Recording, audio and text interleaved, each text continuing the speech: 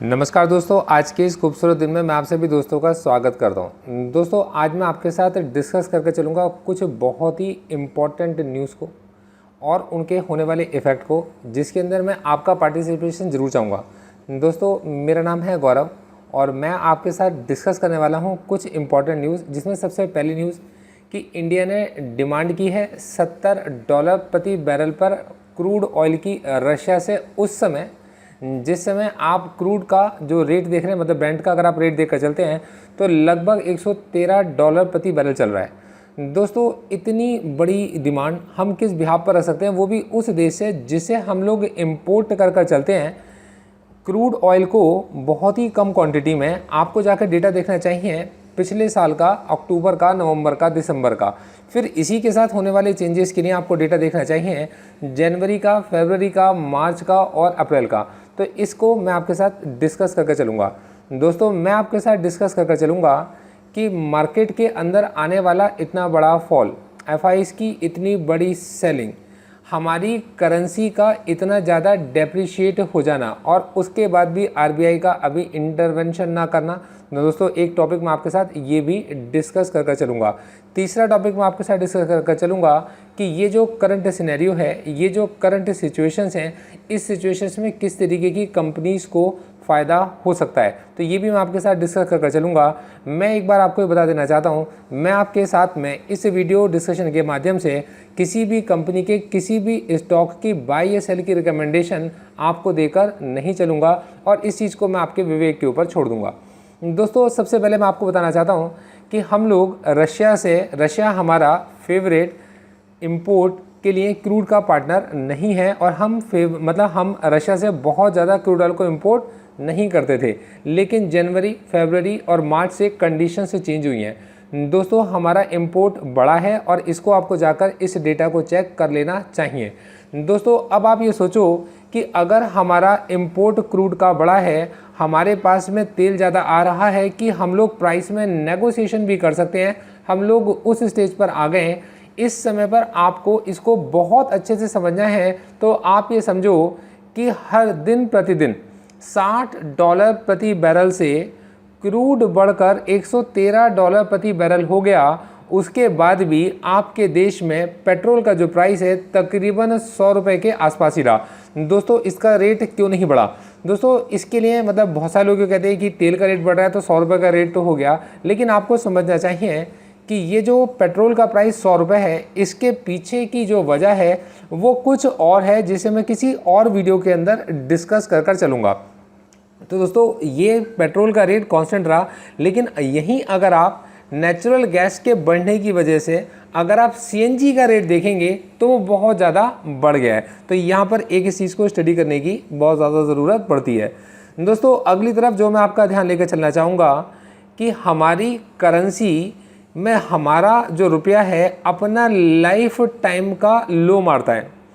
दोस्तों, उस देश की करेंसी लाइफ टाइम का लो मारती है जिस देश की तरफ बड़े से बड़े इन्वेस्टर्स देख रहे हैं, जो बड़ी से बड़ी इन्वेस्टमेंट को इस देश के अंदर लेकर आ रहा है, और उस देश की करेंसी लाइफ टाइम का लो मारती है। दोस्तों, अप्रॉक्सीमेट $600 बिलियन का फॉरेक्स रिजर्व होते हुए, आपको आरबीआई की वेबसाइट को जरूर चेक करना चाहिए, अप्रॉक्सीमेट $600 बिलियन का फॉरेक्स रिजर्व होते हुए आपको रीज़न ये दिया जाता है कि एफआईज डेली सेलिंग कर चल रहे हैं। और दोस्तों, आपको ये बताया जाता है कि एफआईज गवर्नमेंट को पनिश करके चल रहे हैं। देखो दोस्तों, मैं आपको किसी कंट्रोवर्सी में जाना नहीं चाहूँगा, लेकिन मैं कुछ आपको समझाना चाहूँगा। आप इसको समझ के चलिएगा। आपने किसी भी स्टॉक के अंदर अगर किसी पोजीशन को क्रिएट किया तो आपका ऑब्जेक्टिव फाइनली उसको सेल करके प्रॉफिट कमाना होता है। जब तक आप किसी स्टॉक को जिसको आपने ख़रीदा है आप बेच नहीं दोगे, आप प्रॉफिट नहीं कमा पाओगे। इसके अलावा एफआईज के पास इतनी बुद्धि होती है कि जब वो किसी स्टॉक को सेल कर रहे होते हैं तो उन्हें ये पता होता है कि इस पर्टिकुलर सिचुएशन में जब वो इस स्टॉक की एक बड़ी सेलिंग करेंगे तो ये स्टॉक अगर वो कम रेट पर बेच रहे हैं तो ये स्टॉक फॉल होगा या नहीं होगा, और अगर ये फॉल होगा तो मैं फ्यूचर्स एंड ऑप्शंस के जरिए कैसे इसमें से बेनिफिट निकाल सकता हूँ। तो दोस्तों फ्यूचर्स एंड ऑप्शंस की ऑप्शन बाइंग की स्ट्रेटजीज होती हैं, और ऑप्शन बाइंग स्ट्रेटजीज के ऊपर मैंने एक बहुत अच्छा ई बुक कोर्स डिज़ाइन करा है जिसका नाम है काक चेष्टा बोधोध्यानम 2022 का उसका latest edition, latest video lectures के साथ। और मैंने उसके अंदर day by day each day Nifty की पोजीशंस को ना केवल एक्सप्लेन करा है बल्कि ये भी बताया कि ऐसी सिचुएशन में मुझे किस तरीके की स्ट्रेटजी को अप्लाई करना चाहिए प्रीवियस एग्जांपल्स को रिकॉर्ड करते हुए। तो ये मैं आपको साथ शेयर करके चलूँगा, आप उसके लिए मेरी इस बुक को रीड कर सकते हो। दोस्तों मैं आपको आगे की तरफ लेकर चलता हूँ। दोस्तों यहाँ हमें ये समझना चाहिए कि चाइना एक इतना बड़ा विकसित देश होने के बाद जो बहुत ज़्यादा अमाउंट में गोल्ड को परचेस कर कर चलता था और लगभग सभी देशों में अपने प्रोडक्ट्स को एक्सपोर्ट किया करता था। दोस्तों उसके बाद भी क्यों वो अपनी करेंसी को कभी एप्रिशिएट नहीं होने देता था, और कभी कभी ये कहा जाता था कि चाइना करेंसी को मैनिपुलेट करके चला है। तो दोस्तों मैं ये तो नहीं कहना चाहूँगा कि हमारी कंट्री के अंदर कभी भी ऐसा होगा कि हम कभी करेंसी को मैनिपुलेट करके चलेंगे, ऐसा शायद कभी नहीं होगा। लेकिन इतना तो है कि अगर कभी हमारी करेंसी डेप्रिशिएट हो रही होगी तो हम उसे मैनेज करने की कोशिश तो करेंगे। अगर हम पर फॉरेक्स रिजर्व्स होंगे तब उस कंडीशन में हम क्यों नहीं उनको बाहर निकालेंगे और अपनी करेंसी को डेप्रिशिएट होने से रोकेंगे। तो मैं यहाँ आपका ध्यान लेकर जाना चाहूँगा, आप सबसे ज़्यादा जो इम्पोर्ट किया करते थे, आपकी जो डिपेंडेंसी थी, आपका जो सबसे ज़्यादा खर्चा था वो क्रूड ऑयल के ऊपर था। अब दोस्तों अगर आप ज़्यादा अमाउंट में क्रूड ऑयल को इम्पोर्ट कर रहे हो तो ऑब्वियस सी बात है कि अब आप ये सोचो कि ये जो क्रूड ऑयल है आपके देश तक कौन लेकर आएगा, देश इसको किस जगह पर रिसीव करेगा, कौन सी कंपनीज इसके हैंडलिंग के अंदर पार्टिसिपेट करेंगी, और उसके बाद कौन सी कंपनीज हैं जो इनको रिफाइनरीज तक पहुंचाएंगी, और ये रिफाइनरीज किस कंपनी की हैं। दोस्तों ये रिफाइनरीज इनको फ्रैक्शनल डिस्टिलेशन के ज़रिए पार्ट्स में तोड़ेंगी पेट्रोलियम प्रोडक्ट्स के, और ये जो पेट्रोलियम प्रोडक्ट्स हैं, इन पेट्रोलियम प्रोडक्ट के जो कंज्यूमर हैं जो कि यूरोपियन देश हैं, उन तक कौन सी ऐसी कंपनीज़ हैं जो यहाँ से एक्सपोर्ट करेंगी और उन देशों के इस नीड्स को फुलफ़िल करेंगी। क्यों इस समय पर यूरोप इंडिया के साथ दोस्ती का हाथ बढ़ा रहा है और दोस्ती के तरीके से देखकर चल रहा है। दोस्तों यहाँ पर मैं आपको समझाना चाहूँगा कि हमें इन कंपनीज़ के डेटा को ज़रूर से स्टडी करना चाहिए, और ये कंपनियां आने वाले वक्त में अगर प्रॉफिट बनाकर चलेंगी तो दोस्तों उनके अंदर हमारी क्या स्ट्रेटजीज होंगी ये आप खुद समझदार हो। दोस्तों मैं आपको कोई रिकमेंडेशन यहाँ पर देकर नहीं चलना चाहूँगा। दोस्तों इसी के साथ मैं आपका ध्यान लेकर चलना चाहूँगा। दोस्तों इस समय पर मार्केट के अंदर एक अच्छी खासी गिरावट है।